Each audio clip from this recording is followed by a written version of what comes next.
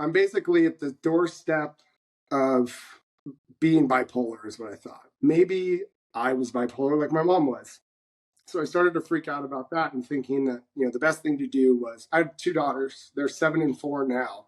And at the time they were 1 and 3. And I was like, now if I'm going to end this, now's the time to do it. I could get out of here. My daughters won't remember me. My wife can marry somebody new. They'll have a great life. It'll be good. And they won't have to deal with the just awful things that me and my sister had to deal with growing up. So I'm in the garage walking towards my beer fridge, about to do the whole thing again and start drinking and, really like solidifying my plans to make this happen, which was already in the works. I had 2 friends during the pandemic that I was in the military with that committed suicide. And I remember being so pissed that they didn't call me. Like, what the fuck, man? Like, just call me and let me know so I can at least try to make you feel better. And so I told myself that would be one of my steps before I did it. I had this whole list I was going to go through, and one of them is to reach out to people. Welcome to the Stacking Habits Podcast with your hosts, David, Matthew, and Caleb. Our mission each week is to dig into the habits, rituals, and routines of guests who are living life to the fullest. But remember, knowledge without action is worthless. So be sure to take what you hear and put it into practice. Turn these words into works in your own life. Without further ado, let's dive in. Well, gentlemen, I got some notes. I listened back to the pre-call that Chris was on with our business partner, David. David, unfortunately, cannot join today, so you are stuck with the B team, myself and Matthew. And Matthew, I did see you're catering to the audience. You got a Black Rifle coffee mug there, right? Oh, yeah, I do. Black Rifle. Yeah, so you're, way to go. I'm a super fan, though. I slept outside of their one that opened up near me and got their coffee for a year mug because I was 15th in line for their opening of their new location. So I like Black Rifle. It's good. I don't know if I'll sleep outside again, but it was fun to do once. I was going to say, was that a camp out at midnight so you could be 15th in line? It was, yeah. I think I got there at like 11 p.m. The bummer of it, though, is at first 50 in line, get the free coffee for a year. And I think the 50th person showed up, I want to say at like 4:50 or 5 a.m., something like that. So I could have shown up at like 5 a.m. and still gotten the place in line. But you wouldn't have the experience. I know. I did get my cup does say number 15 on it, which is cool. But yeah. Oh, nice. Murphy's Law, man. That's it. And then, gentlemen, I've got a couple things. I know, Chris, you started You Matter, which is that part of the boot campaign? Is that what my research was showing me? The boot campaign? Yeah, there's another like You Matter that's like selling merch and is for suicide prevention. I'm guessing that's the same thing. I don't know. Mine's a little different. Here's what it looks like. Oh, no. Okay. You Matter. Matter is an MATR. acronym, because in the military, we love our acronyms, yeah, right? You do. That's one. So I did combat search and rescue for my entire Air Force career, and I did some nuclear security flying Hueys. But both of those things, in aviation in the Air Force, that acronym is one we use when the wings are falling off and the engines are on fire and things are going really bad. This is what we use to stay calm in the immediate action phase of things. And so I just took that acronym and adapted it to life. So M just means maintain control. Hey, keep flying the machine, stay calm, keep living your life, right? Analyze the situation. This is the one when you talk to me about thinking. You can start taking what is happening to you and imagine the worst case scenario and start freaking out really bad. So analyze the situation is identifying the facts to what's really going on and just focusing on those facts and how to resolve them. The next is take an immediate action, or in the Air Force, take appropriate action. Well, we practice for crisis in the aircraft all the time. We actually put ourselves in those emergency scenarios because it's always, especially in helicopters, always an accident waiting to happen. And so we put ourselves in those scenarios so we can get them out of them. And you can do the same thing in life. And that's what I teach with Matter. So that's what they do, is they take immediate action based off of a plan that they pre-built. And then ours refer to that plan. But the biggest part of take immediate action is what I think we're going to get after today, which is what I call your lifeguards. Call your lifeguards. That's that tight-knit group of 4 or 5 people that are your trusted confidants, and we connect to them on Marco Polo, except for one, has to be where you're at. But more about that later. But that's what Matter is. The bottom line is this: when veterans leave the service, right, they lose their team, they lose their tools. They start to lose their purpose, their identity, themselves, and then they lose their way. And that's how they become one of those 22 a day. So in order to actually do suicide prevention, you need to do suicide avoidance, which means get ahead of all of that. So You Matter is a system that teaches them how to reconnect to their team, then gives them the tools to prepare for any crisis that can happen, but also just hard goals and how to get ahead of them. And then the last part is how to be their own hero in that darkest moment. So you asked. I like that. That's a great lead in. And then the two of you together started We Bus as well. So we'll probably get to both of those, I would imagine. Really, Wes gets the credit for starting We Bus. He was the man. We were connected through Megan at Marco Polo. And now we're a team where we've combined We Bus and You Matter together to help a whole bunch of dads just be awesome. So you guys met on Marco Polo. Yeah. Oh, Yeah. That's cool. Wes and I have never even shaken a hand yet. Yeah, no, seriously. That's crazy. I asked him to be the CEO of my company. Yeah. No joke. Yeah. You meet this guy, you look at him, you have one conversation with him, you have two conversations with him, you have three conversations with him, and you go, okay, I got it. I need you to help me with something. I don't know what it is, but something. And hey, I got this thing I'm doing right now. Can you help me with it? It's just, 50 or so dudes across the country that are really like exercising vulnerability in a brand new way that I don't think anybody's done yet. So during the pandemic, I'm a small business owner. I'm a CrossFit gym owner. I've been doing that for about 11 years now. Former firefighter. I used to also be in the Air Force as well. I was in the Air Force for 4 years.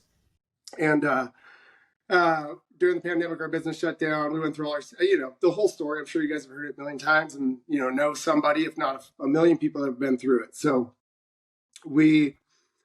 in the middle of that thing, I started having a lot of really child trauma stuff come back up. My mom was bipolar and had schizophrenic episodes like growing up. My dad was in the Hells Angels, and there was a whole story behind that we could talk about as well. But all that stuff started kind of coming up, and also a few scenarios I was in when I was in the military too started coming up, and stuff that I didn't ever have any problems with before. And so I, did what everybody did during the pandemic and took a really good liking to tall boy drinks and the newest IPA or whatever it was. And friends were dropping off 6-packs at the door, and we were doing and it was like alcohol sales went through the roof primarily because of me, I think. And I had one of those nights where I was like basically just done, thinking that like I'm basically at the doorstep of being bipolar is what I thought. I thought that all of this stuff that was coming up and the way I just couldn't control myself anymore, the way that the life was just kind of crumbling down around me, it felt like maybe I was bipolar like my mom was. So I started to freak out about that and thinking that, the best thing to do was, I had 2 daughters. They're 7 and 4 now. And at the time they were 1 and 3. And I was like, now if I'm going to end this, now's the time to do it. I could get out of here. My daughters won't remember me. My wife can marry somebody new. They'll have a great life. It'll be good. And they won't have to deal with the just awful things that me and my sister had to deal with growing up. So I'm in the garage, walking towards my beer fridge, about to do the whole thing again and start drinking and, really like solidifying my plans to make this happen, which was already in the works. And I just decided for some weird reason, I felt this kind of like weird push over. I have a treadmill in the gym, and I just went, just do some sprints, see what happens. So I hopped on the salt runner and just started doing interval sprints for like 30 seconds on, 2 minutes off, and for like an hour. And then afterwards I laid on the ground, and I had 2 friends during the pandemic that I was in the military with that committed suicide. And I remember being so pissed that they didn't call me. Like, what the fuck, man? Like, just call me and let me know so I can at least try to make you feel better. And so I told myself that would be one of my steps before I did it. I had this whole list I was going to go through, and one of them was to reach out to people. So long story longer, switch like this, I went onto Instagram and just basically put up a thing going, hey, I'm a dad. I'm a small business owner. I'm really struggling. I feel like, this might be the end. And if you feel the same, then hit me up because I need somebody to talk to. And thinking that was going to be like the crickets and the, okay, another check on the box and let's go to the last one. And then, we're out of here. And it was the opposite. It was like 500 doppelgangers came into my Instagram inbox, and were just like speaking my story, but from all over the nation. And I was just like, whoa, how can you feel so alone with so many people around you? Like, I own a gym. I know a lot of people here in town. I know a lot of people. And I feel like that helped me also rationalize the idea of ending it. Like, look, I know that I'm not normal in this situation. Look at how many people I know. Look at how this isn't normal. And that's one of the cool things, I guess you could say, about social media. Everybody trashes it now, right? But there's opportunities everywhere if you look for them. So that started the ball where all of a sudden I'm on Instagram trying to reply to all these people all these guys that are coming in, and it was starting to become a problem for me. Like, I was like, I don't have the time. And now I'm starting to feel, and my wife at the time was using Marco Polo with a couple of her girlfriends from college. They call themselves the Three Amigas. They're so cute. They're amazing.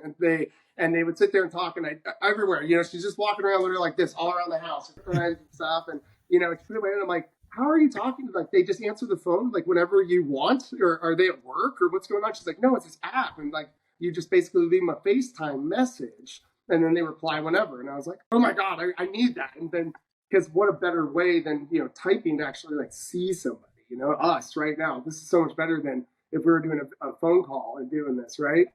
It's like our connection is so much better. So that's where that started. And then it grew so much that actually Marco Polo reached out to me and was like, you're a guy. Yes, I am. You know what app you're on? Like, do you understand? This is Marco Polo. Like, this is all women, basically. Like, we got two other dudes on here. One's named Chris Roness. He's running this thing. Another name's does this and stuff. And I was like, oh, that's cool. She was like, and then I told her I was a veteran. She goes, all right, that's it. I got to introduce you to Chris. And so me and Chris hooked up that way through Megan of Marco Polo. And then me and Chris just started a side conversation on Marco Polo, just going back and forth about his You Matter and how I needed it. I was like, dude, that's what I'm looking for right now, is I need You Matter. And I need these systems that he already had set up of the ways to, take somebody who is like, we've already actually deployed a couple of his, You Matter things with people who have hit me up on Instagram at like 2 a.m. going, hey, I don't know you. I'm from Texas. My husband is driving drunk right now. He is, about to go kill himself. He's an ex-veteran. I'm reaching out. I don't know what to do. And I reached out to Switch. I reached out to another company here called the Overwatch Collective, who is amazing. You guys should check them out. And they were on it. Like, luckily, one of the guys at Overwatch Collective happened to be working at that time. He's a cop. So he was on the night shift, and he was able to actually reply right then. Oh. Send help, because he knew somebody in Texas in the veteran community there, and we're able to link up, and then able to link up Switch. And it was like literally a special forces unit, quick reaction team. Like, and we also had another, I'm sorry going so long. I'm just so excited to talk about this stuff. No, it was like a total QRF. It was awesome. Yeah, dude, and we had another issue here in Gilroy itself where we had a family whose son went missing, and we literally had like all of us come together and like find this kid. Like, we found him. We went and figured out where he was. Nobody could find him. The cops couldn't find him. And like, we were able to like use our resources in this dad group to come together to find them. But anyways, that's when me and Switch met. And that's how this whole thing kind of started. But the difference between Switch's thing and my thing is that they're the same. They're combined. We use You Matter stuff in WeBus, but what we do in WeBus is that we are not allowed to share advice. That is our golden and only rule that's really in there. And what that means is you can come from any experience. So if somebody comes on there and they're like, you guys, I got 2 kids in the morning. They will not get dressed and get ready for school. And I'm driving crazy like this. What do I don't know what to do. Instead of coming on there and being like, well, I don't have kids. I've never been through this, but I know what you should do, bro. Or I didn't have that problem. My kids are great, but here's what you should do, bro. It was keep your mouth shut unless you've been through that experience. And then don't even say what they should do. Just share what happened to you and what you did. Yeah. And then so what ended up happening was we had this group where like one person came on with this one problem, and you had like 5 dudes from like varying age ranges too. We're talking like people that are about to have kids my age, have kids in teenage, have kids just getting into college, have kids that are in their 30s and 40s and stuff, all coming in going, here's what I did, here's what I did, here's what I did, here's what I did, here's what I did. All completely different. And now this guy just gets to kind of, if he wants to, and whatever else. And we check back in, and it's like, how did it go? And it's just been such an organic, freaking, honestly, fireball that like we're going like, oh my God, we got to get a handle on this thing. And then that's when I was like, hey, Switch, I need help, brother. Like, I got to put this thing, as you can tell, I'm very passionate, and I will let my passion definitely get in the way. And so I was like, I need you to step in and to bring those systems and to help me with this, to make it actually something that will not help people for my lifetime, but hopefully help people in like my daughter's lifetime and their kids' lifetime. So that's the That difference between us. That's us. Yeah. passion, Wes, that's what we love about you the most, man. I know, right? I'm like, wicked fitness knowledge, man. All the stuff you know. I'll echo that everything Wes just said about his Marco Polo, how he got into it. That you could peel that story off and put it on my book, and it would be the exact same story. My wife, happy as a clam during pandemic, talking to her friends that were in Germany. I was like, "What? She's in Germany. How are you talking to her? What?" And that's how I got involved in Marco Polo too. And I realized really quickly that it could be a beneficial tool to help veterans because they're spread out across the world. And in the military, you change assignments every 3 years. So you might have had a friend that first assignment. You might have a friend from high school or college, and you might have another friend somewhere else. But what happens is when we get into struggles, we only go to maybe that one person that we trust the very most, and they may or may not be where we're at. And we might talk to all of them, but they aren't talking to each other, and so they don't really know. They all just have a piece of the puzzle. So when you connect them together on Marco Polo, then they all know what's up and they can all be there for you. It's been amazing. Yeah. We have one guy that did something different that I think the power of that platform really, it doesn't have to be that platform. A guy or a gal, but guys, because, we don't have emotions, right? I'm good. We do. They're just buried somewhere deep within. I think that's what I brought to the platform. What I brought to Weebus was the emotion. Like I grew up with 2 women my whole life, and stuff. And so I'm more on that side. And I think that's what I kind of set as a platform underneath us too, as well. And then I went, okay, I need a special forces helicopter pilot to be our CEO on top of that. Right. And so there's like this perfect yin yang that we've got going on in there. Well, one of the things that happened though, that was really cool. We didn't plan for it. It was just, it's the whole thing is organic, right? It grows and changes. The conversations change. And what we were talking about a year ago isn't even on the slate right now. But there's one guy in particular that felt comfortable enough with this group of men he'd never met personally, except for one, to share some childhood challenges and traumas and experiences that were horrific. This guy put it out there, and you never heard once, "Hey, suck it up, dude." That you never heard. What you heard was, "Holy crap, dude, I'm here for you." Yeah. And other dudes, "Hey, I kind of had a similar experience. Hey, I had a similar," and they're all sharing that. But the coolest part was this dude comes back on a day later and then a week later, and he says, "You know what, guys? I went back and watched my video, and I felt better for having told that story, like just a big weight lifted. But when I went back and watched it again, even more weight was lifted off." And like 2 weeks later, he came back and goes, "Guys, I've been watching it every day for the last 2 weeks, and I don't even need to talk about that anymore. It's just a part of something I am now. It doesn't own me." Yeah. Wow. Wow. Hell yeah. Wes, there's a few parts of your story I want to kind of circle back on here. So a big part of our podcast where we talk a lot about intentions, and I'm sort of changing my words around that now. I call it frameworks. It's kind of a thought or a feeling or an idea. And it's exactly like your rule where you're not allowed to give advice or tell someone what they should or shouldn't do. You're literally just sharing your experience. And I think frameworks are really the idea. So first, it's a frame that works. So it's a frame, it's an idea, it's a worldview, it's something, it's a way you see the world or try and make sense of the world. And then you apply it. And so you put it into action. And the best ideas in the world don't really matter unless you put them into action. And so a few things in your story stood out. One was you changed your state. And Tony Robbins talks about this a lot. You were in your garage, you were going to go get some alcohol again and kind of repeat the same, cycle that you've been used to. And instead, something triggered in your head and said, "Nope, dummy, jump on that treadmill, go put your body through a little bit of motion." That changed your state. When you did finally reach out, it sounded like you were you kind of had this idea that no one was going to connect back, and then you would confirm your bias that you were alone. And instead it was just the opposite. When people reached out, was it people jumping in and saying, "Hey, I'm here for you"? Or was it them just the process of sharing their stories where you go, "Oh my gosh, like this is not something that's unique to me"? Yeah, exactly that.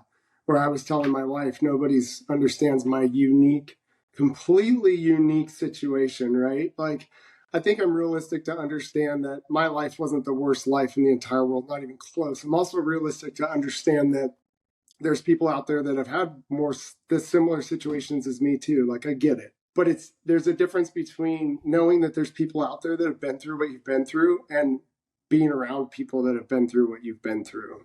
And then being able to see vicariously through them that change is possible and great change is possible and the direction you want to go is possible. That's what I didn't have around me. And that's what these guys were supplying me with, was not only that they were going through the same thing, but that they were also thriving after it. And they were still making it through. And they were finding a way to make it happen because they had friends that they were leaning on, not because they were definitely strong enough to do it. It was because that they had other friends around them that they were leaning on too.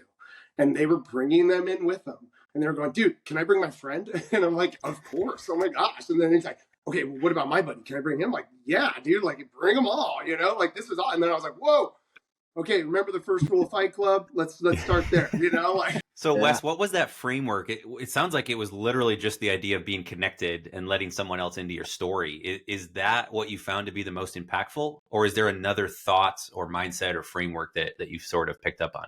That's a good question. I would say that it's more about what's happening now isn't working. So we have more depression, anxiety, more men with issues, more women with issues. We have transgender as an issue. We have everything in the world right now is a hot issue for somebody.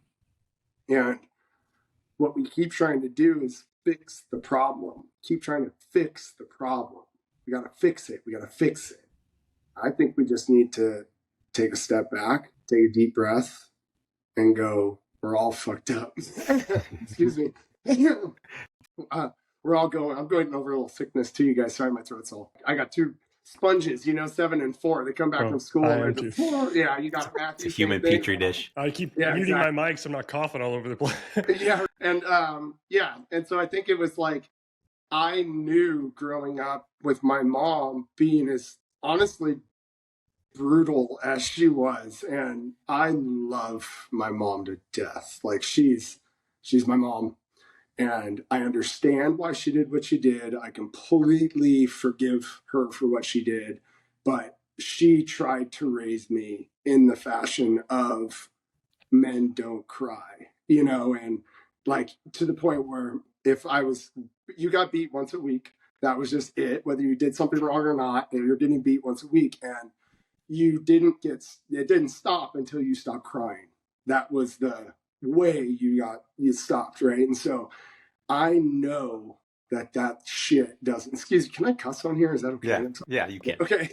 I know that shit doesn't work. That shit doesn't work. And I've also been, after that, I went through the military, which is another realm where that happens kind of again, right? It's like, shut up, do what we got to do and get moving. And those two scenarios are completely different, right? Like one is a chemical imbalance and another is like, we don't have time.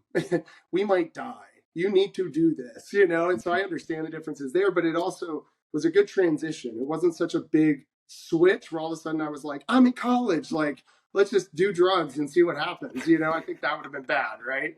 And so I was able to go transition into that military and see that, like, okay, this is good too, though. Like, there's a way to have balance here. And I think this is maybe a little too much as well. And then I got out and I went into firefighting.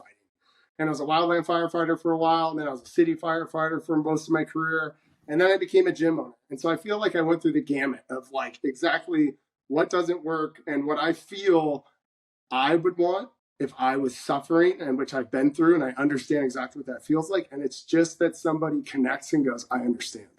Yeah. Caleb, you asked a really good question about the framework thing. I want to just jump in here because that story I shared earlier about that guy, we did share a framework with them because most guys, we don't want to talk about our trials and our tribulations because we don't, just like Wes said, I'm tough, men don't cry, I can suck it up, and this is my deal. And what happens is when we do that, it just manifests in some other way, right?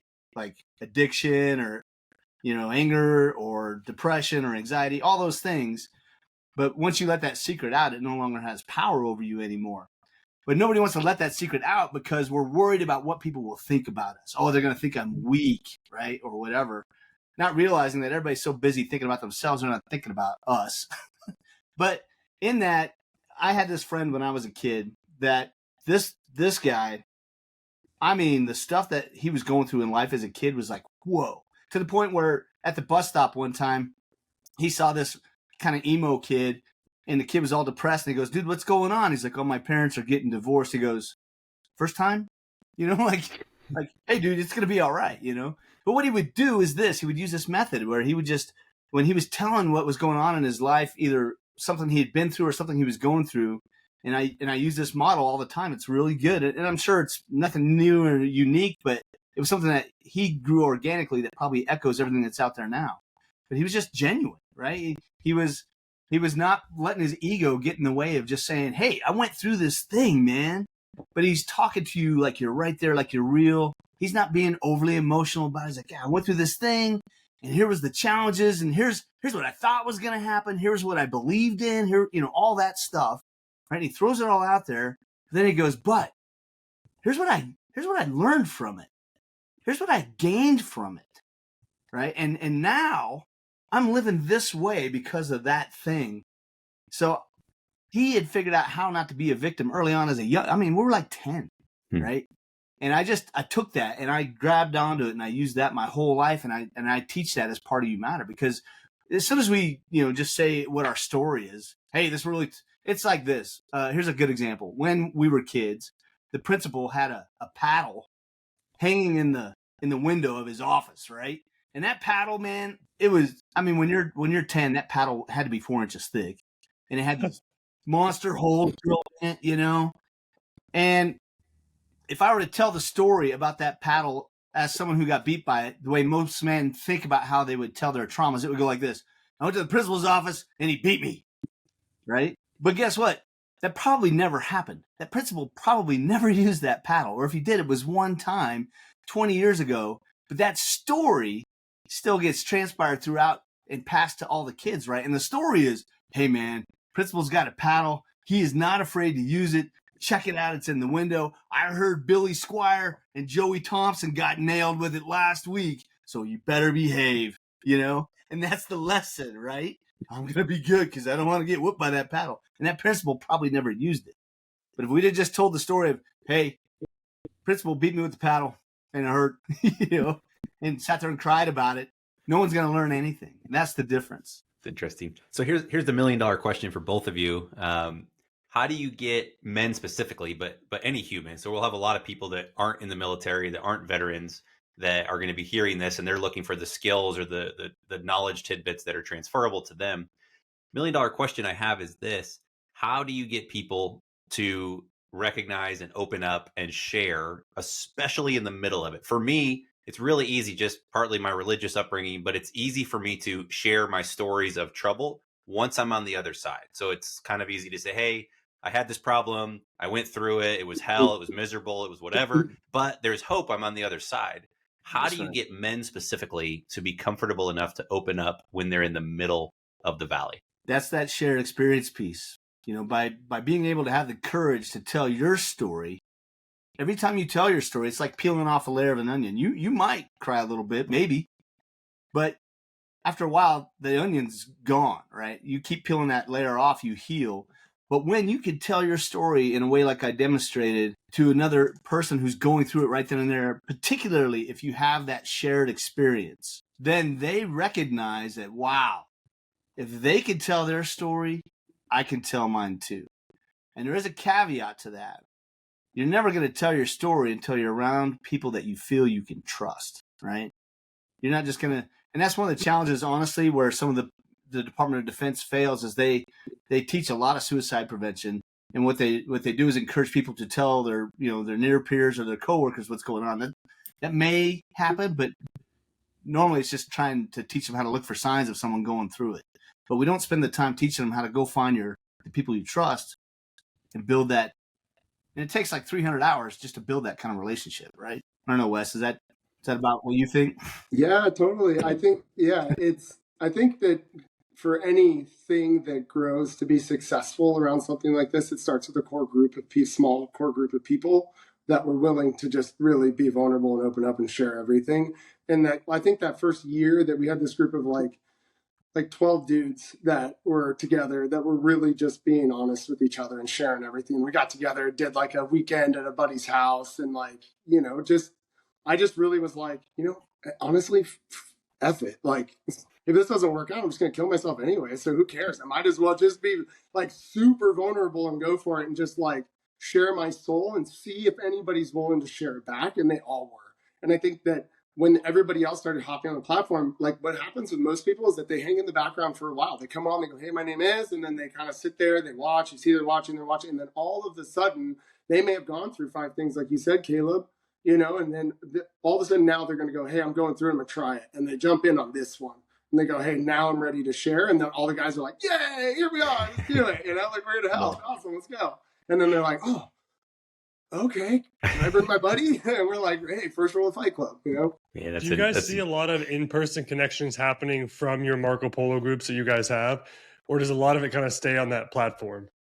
It does stay on the platform, but we've recently actually made it more regional based in order to keep that happening and to try to get people to do that. It started to get, the main group got way too big. And so now we have West Coast, Central, Mountain, East Coast, and there's about 15 dudes or 20 dudes in each group now. So they will get together and see each other. I would say, honestly, probably once a year, something like that, which is pretty cool, actually. If you have some dudes that you met online and you've been really vulnerable with and you're willing to meet up with them once a year and actually go to Top Golf and do whatever else, to go ride go-karts or, shoot or do whatever, go hunting or something.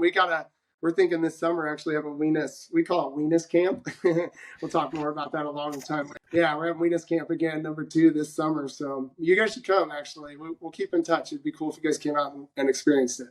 Yeah, it sounds incredible. I think one of the cool principles you actually hit on, I think it was Chris, the idea of going first. I think once people see, especially men, you see someone else take the risk and sort of stick their neck out there and share what they're going through, it all of a sudden gives permission to do it. And so I would say, I guess there's that old phrase, if you look around the poker table and you don't see the sucker, you're probably it. I would say if you look around a group of people you're with and you don't see some vulnerability, then freaking go first. Take that chance, say something, because I guarantee you're not alone and someone else is going to be feeling that same thing. And who knows, it could just lead to a crazy level of depth. A lot of this too, Caleb, for me comes from having an aviation background in the U.S. Air Force. We fly as a crew in many of our aircraft, and we have these kinds of conversations. We take these courses called Cockpit Resource Management, where we talk about those different human factors that could come into play that would prevent you from saying something, or maybe you should say something. And an interesting fact is that most guys have so much machismo.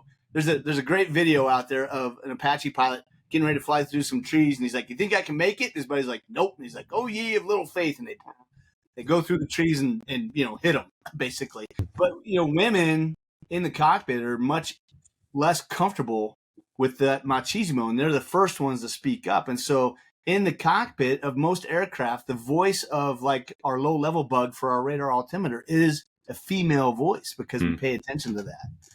So I just highlight that because unless you're the first guy to speak up, I've been in scenarios where everybody's like, "Yep, okay, we're going to do this," and then one guy's like, "Guys, I'm just looking at the risk and I'm looking at that and question, And then all of a sudden everybody's like, "Okay, I'll speak up since they spoke up," right? Yeah, totally. That's great. All right, Wes, you mentioned Weenus. We got to go there. I understand the acronym was originally We and Us. And so walk us through, where did that name come from? And then I'm guessing it's obvious why you shifted away from it, but let's talk about the Weenus. Okay, so originally it was We and Us Worldwide. It was originally We and Us. Then it became We and Us Worldwide because our buddy Bijan actually went worldwide, put up a thing saying We and Us or We and Us Worldwide on TV or something at the Manchester United soccer game versus somebody else. And so we called it international at that point, which was fun.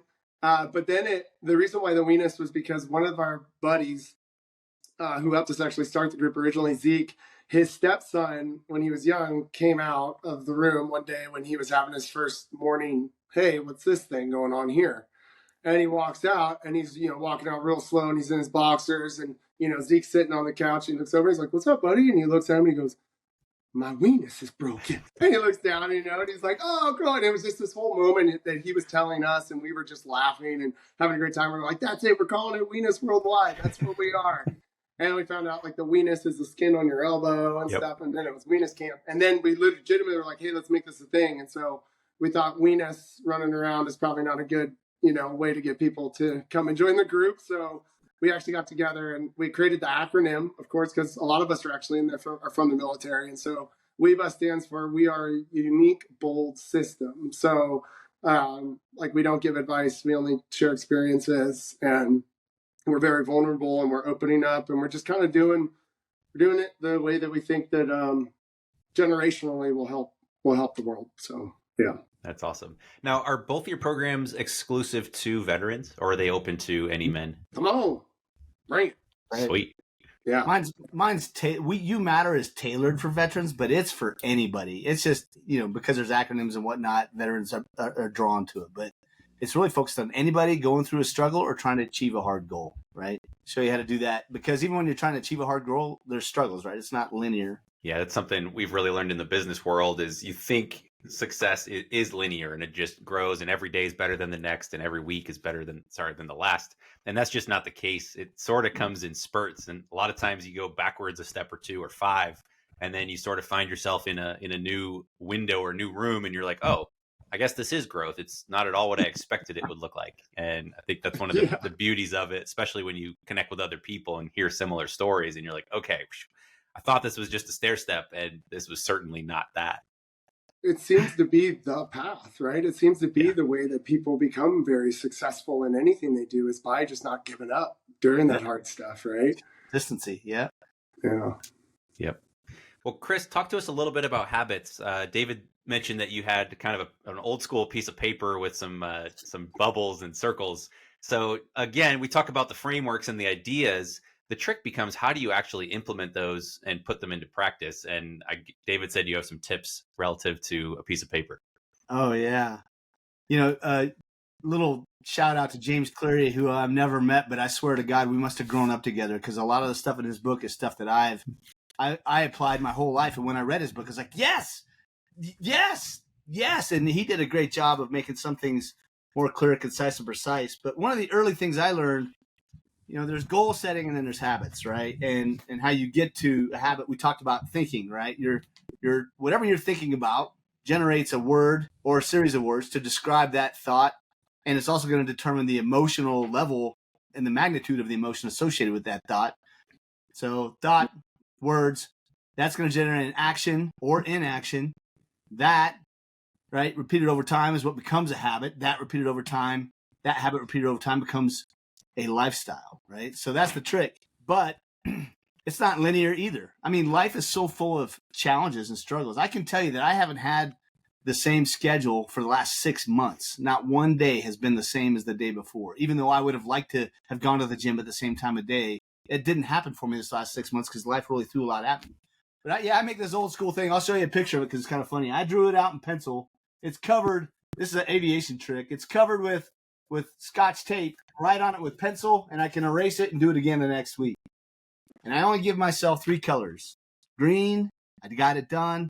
Red, I didn't get it done. And black, it doesn't apply for this day or this event. And I use it around this tool I teach guys that I'm not going to go in depth on you, but it's called the gas gauge, the Get Awesome scale. Our whole mantra in You Matter is get awesome and then stay awesome. Well, getting awesome is easy. I can go to the gym once. Staying awesome, that's the grind, right? That's what we're talking about with habits and lifestyle and how you, and the whole point is to avoid getting yourself in a situation where suicide, for example, is just not even, it's not even a variable in your decision-making calculus because you're so busy figuring out how to live a full life and get after it. So these tools, when you use it, do I get red? All the time. But red is feedback. It's not, I failed at it. It didn't work. And I have to challenge myself through critical thinking. Why didn't it work? Was it because it was some one-off thing that happened this week that just got in the way?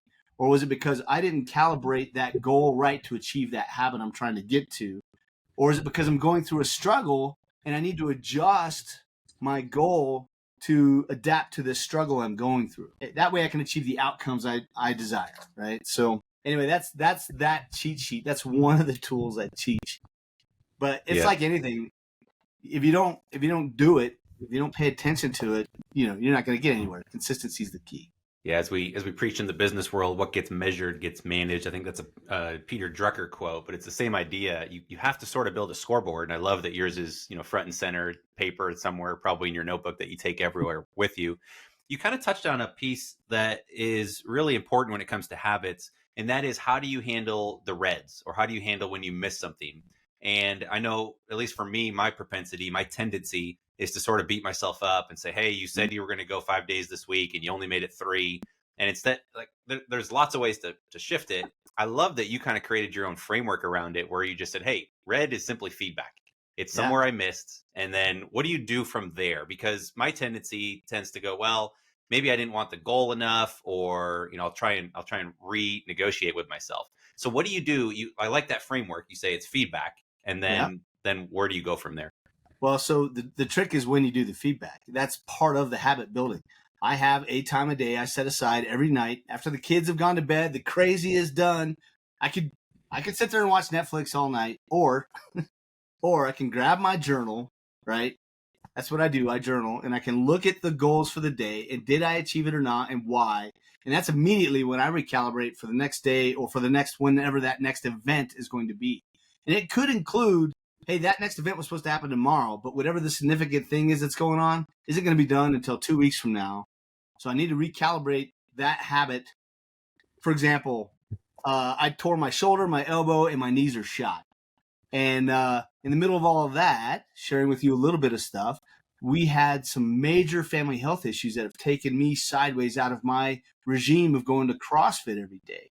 But part of that is mindset. And my mindset isn't, I can't do this now.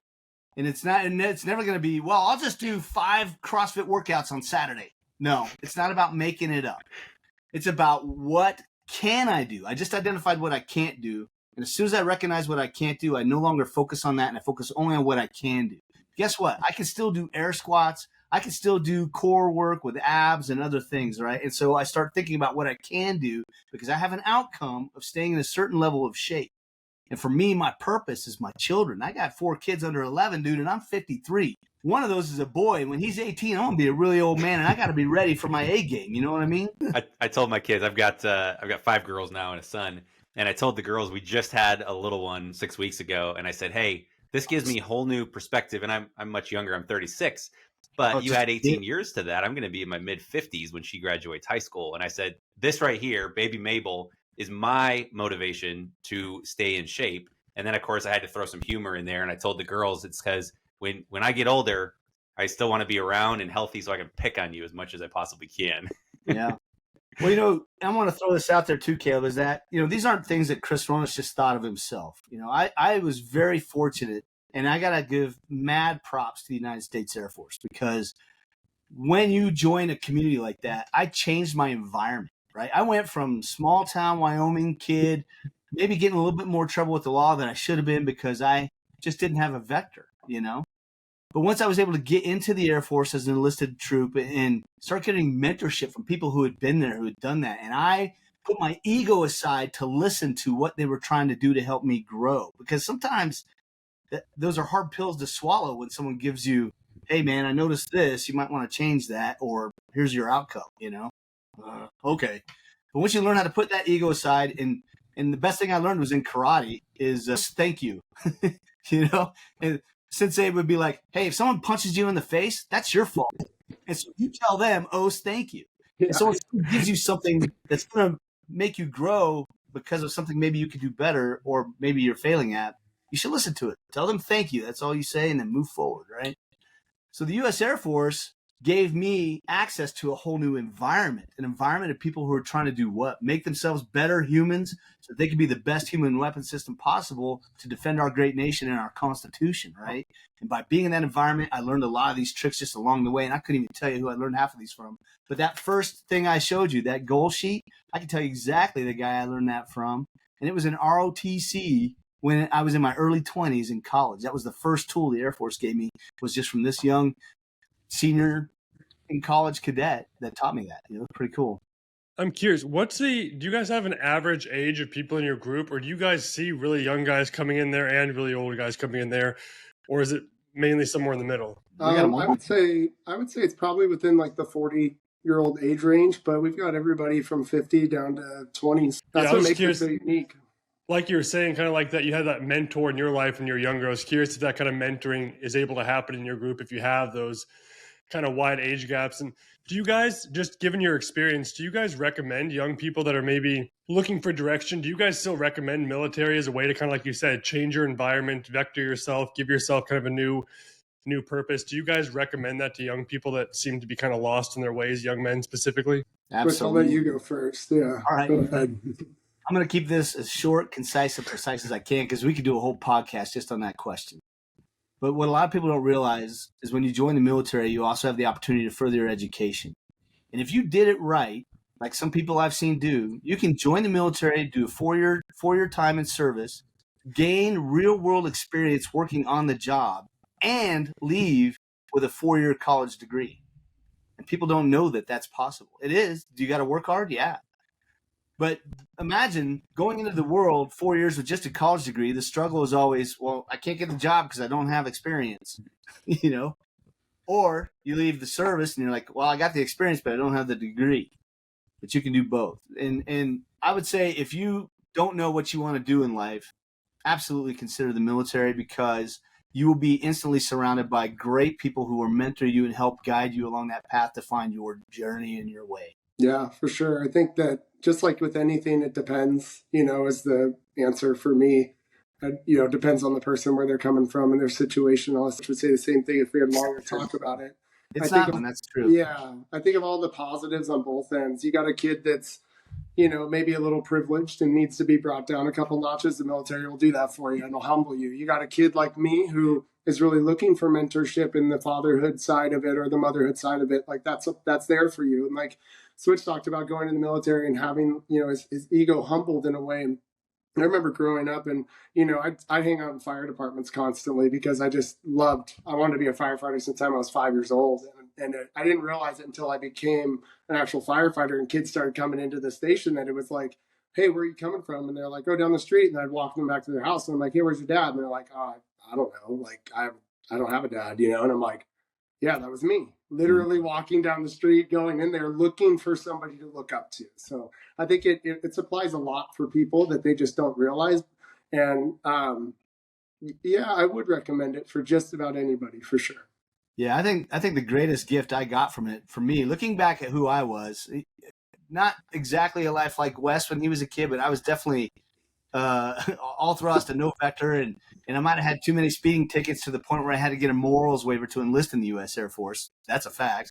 But I either go to jail or go to the Air Force, and he chose the Air Force, so they got that one too. It wasn't quite that yet, but I was like, if I didn't have any morals, I wouldn't have told you guys about all these speeding tickets in the first place, But I appreciated that. But what they gave me was discipline. And I think that one tool above all else was so helpful for me in my 20s. Because I remember wiser, older men than me going, what you lack is self-discipline. And I didn't even know what that meant. I remember looking it up in the dictionary and still not understanding how to apply. Okay, great. I see what it is. How do I apply that? But being able to go and understand what that meant and through experience, right?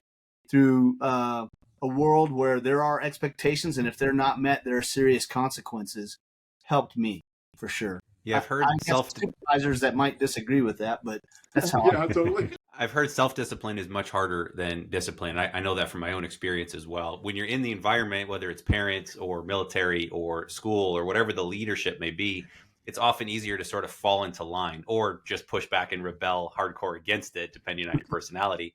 The self-discipline part is sort of that refined piece, and that's where habits come into play, especially.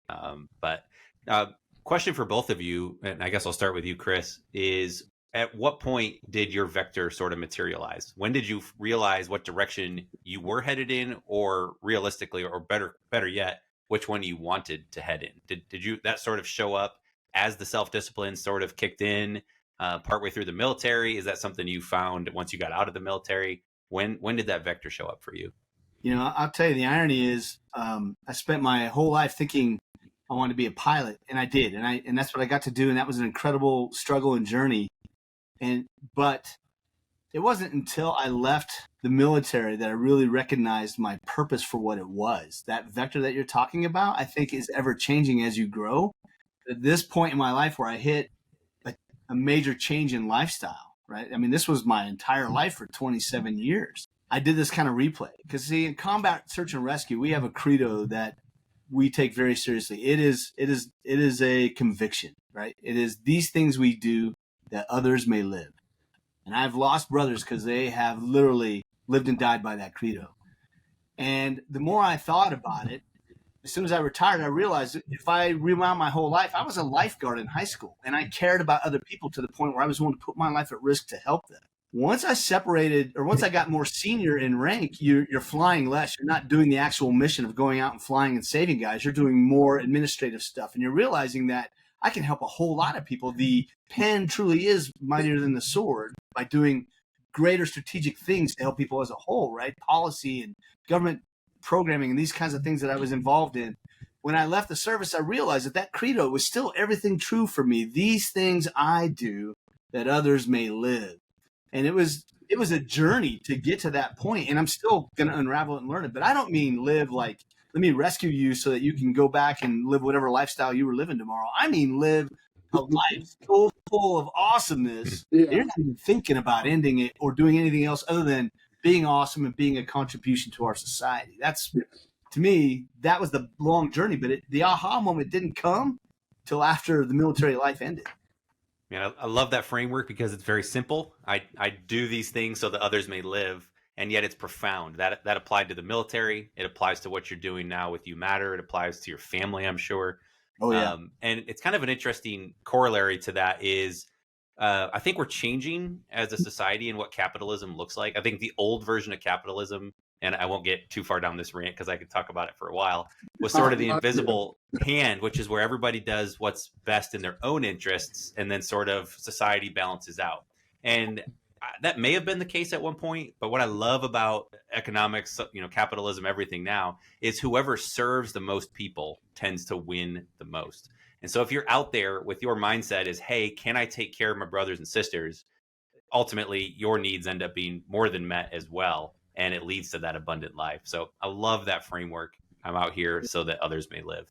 Well, Wes, that's a subset we have too, is you take care of the people and they'll take care of the mission, right? Yep.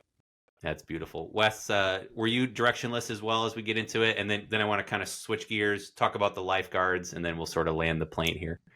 Yeah, totally. Man, I wasn't actually. Like I said, from the time I was 5, I knew what I wanted to do. I wanted to be a firefighter. I went into the military. I got my GI Bill. I became a firefighter. And then I found CrossFit on my last deployment, actually, when I was in the military. And I was like, damn it, this is cooler almost than that, and I got on. That's my main gig is I run the CrossFit gym and I work for CrossFit headquarters on their seminar staff. So I travel around the world on the weekends and I teach coaches how to coach CrossFit. I've been doing that for over 11 years. And so it was awesome. It was actually my last call as a firefighter. I was a firefighter in Pismo Beach for a while, and it's a big retirement community. So about 90% of our calls there are lift assists. It's just, somebody gets a life alert and you go up to Betty's house and you pick her up and you go, hey, do you want to go to the hospital? She goes, no, thanks. She signs a thing and we make sure she's okay and we take off. And that's what we do. Yeah. And we were going back to one of those ladies' houses, and this time it wasn't for her. It was actually for her husband who had a heart attack. And when we showed up, she was actually laying on top of him, because she tried to help him, but she threw her back out and landed on him. So she laid on top of her dead husband while we showed up. And, I worked on her husband forever, knowing that nothing was going to happen. And it was like on the way to the hospital in the back of the van that I was going like, no. And at this point I had already opened up my CrossFit gym and I was commuting back and forth and I was running the CrossFit gym and I was being a firefighter. And I was just like, I'm going to keep this from happening. I'm not going to allow these people to let this happen anymore. So now we have a Parkinson's class, we have a stroke class, we have a 60 and over class at our gym, and it's all about just not allowing them to get there. So I knew exactly what I wanted to do, and then just stumbled into this thing as a side project. Yeah. Same thing with WeBus. It's like just happening. Well, it's beautiful. There's a similar thread where you kind of said, hey, I want to go upstream. I want to help people, right? That's a similar thread between that and CrossFit. And you're just saying, let's just do it when they're a little bit younger and just kind of educate more people so that we can kind of get out in front of this thing. Yeah. And the cool thing is now it's not even doing it when they're younger. It's actually getting them past when they're bad, and we're bringing them back and we're getting them back in there. And I mean, we're taking people that we call it our no shuffle club. They literally walk in and they're like shuffling because they have Parkinson's, and we teach them within 30 minutes how to walk. And they're walking like on out the door, It looks like they look like a really cocky person is what they look like when they're walking, because they have to take it kind of slow and they do one of these things where they go like so. It's awesome. But it's just doing the thing that we all want to do, which is help people, right? And actually make this world a better place. It must be rewarding to see, I'm sure. It's like freaking gasoline for your soul, brother. You can't even imagine, dude. Holy cow. Yeah. So there's a phrase, and I don't know who it's attributed to, but we use it in business. It applies to really all of life as well, is the idea of whoever you spend, the 5 people you spend the most time with is essentially who you become. And so that's kind of a challenge to, not just look in the mirror, like what kind of person am I, but kind of look at your friend group. And then I think you guys have taken this concept and used that lifeguard terminology and applied that. So walk us through that, and that'll be sort of how we wind things down today. That's so crazy, dude, that you mentioned that, because there's an overlap. It's not how I came up with the lifeguards. You can see the 5, and that's you in the middle, right? But the concept, actually, I did a whole bunch of research on this suicide. I spent 2 years just studying it, because I also have a background in the government of acquisition and requirements. And requirements is really the study of understanding what the warfighter needs to accomplish their mission. And then you go and figure that out and spell it out. And so as I was using my aviation acumen and my requirements acumen and then studying this problem, I came across research by a man named Robin Dunbar. You may have heard of him. He's got a number. It's called the Dunbar number. It's 150. That's the most people you could know in your life. And so I found everything he'd ever written, and I went through all of it. And one thing kept coming to be unanimous, which was the number 5. 5 is the most close-knit people you can actually manage in your life. So to your point, yeah, it's also who you become the most like, right? And as I studied this other problem and understanding men and how we think, the lifeguard piece just came down to challenging men to do 2 simple things. 1, figuring out who their lifeguards are, their 5 most trusted confidants, and then guiding them on who it could be, but also who it isn't. Like, it's not the guy that drags you to the bar on Tuesday night, even though that guy's probably awesome to hang around with and he's probably a really good time, probably not the guy.